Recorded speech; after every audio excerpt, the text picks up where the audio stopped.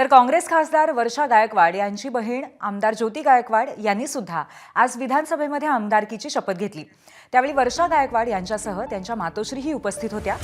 त्यांच्याशी बातचीत केली आहे आमचे प्रतिनिधी अक्षय भाटकर यांनी। वर्षा गायकवाड, ज्योती गायकवाड या दोघी आता एक संसदेत आणि एक महाराष्ट्राला विधानसभेमध्ये असणार आहेत आणि त्यांच्या आई आज आलेल्या आहेत। त्यांच्याबरोबर आई देखील आले। सुरुवात आईंपासून करण्यास काय वाटतंय? दोन्ही मुली आज दोन ठिकाणी आता जनसामान्यांचे प्रश्न मांडणार आहेत, एक विधानसभेमध्ये आणि एक संसदेमध्ये। काय एक आई म्हणून काय आज वाटतंय, काय प्रतिक्रिया? छान आनंद होतोय आणि मी माझ्या मुलींना दोघींना आशीर्वाद द्यायला आलेली आहे इथे आणि वडिलांचा आशीर्वाद आहे, लोकांचा जनतेचा आशीर्वाद आहे आणि त्या काम करणार याची मला खात्री आहे। आज साहेब असते तर काय आशीर्वाद दिला असता, काय म्हणाले असते? साहेबांना तर खूप भरून आलं असतं की बापरे माझ्या मुलींनी खूप नावं काढली, खूप खूप खूप छान आनंद झाला असता। एक काय वाटते, काय प्रश्न कशा प्रकारे मांडायला हवेत? धडाडीने एकदम पुढे जाऊन अग्रेसर कसं कसं काम करावं असं वाटतं?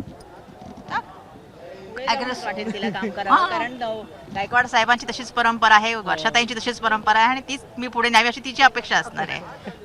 मॅम तुम्ही काय सांगाल? आई आज आलेले आहेत, एक डोळ्यांमध्ये थोडेसे अश्रू देखील आहेत सगळ्यांच्या। बिलकुल आई आली आहे आणि वडिलांची आठवण येते आणि खूप आनंदाचा क्षण आहे, कारण ज्याच्यासाठी सगळेजण आमच्या वडिलांनी आम्हाला जे शिकवलं आहे त्याचा आता येणाऱ्या काळामध्ये जसं ती म्हणाली की आवाज बुलंद करण्याचं काम केलं। आमचे वडील पण खूप बुलंदपणे बोलायचे।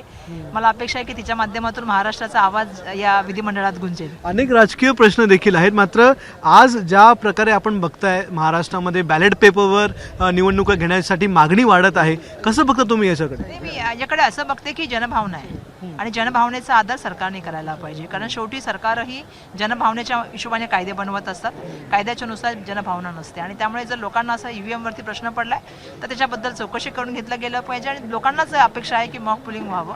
मार्कंडवाडीची जनता त्या ठिकाणी ज्या वेळेला बोलते की आम्ही तुम्हाला वोटिंग करायला बॅलेटवर तयार आहोत, त्यावेळी तुम्ही त्यांचं म्हणणं न ऐकता तिथे कर्फ्यूसारखं वातावरण करणं, त्यांना जे आहे ते अरेस्ट करणं हे बरोबर नाही, हे लोकशाहीला धरून नाही। एबीपी माझा, उघडा डोळे बघा नीट।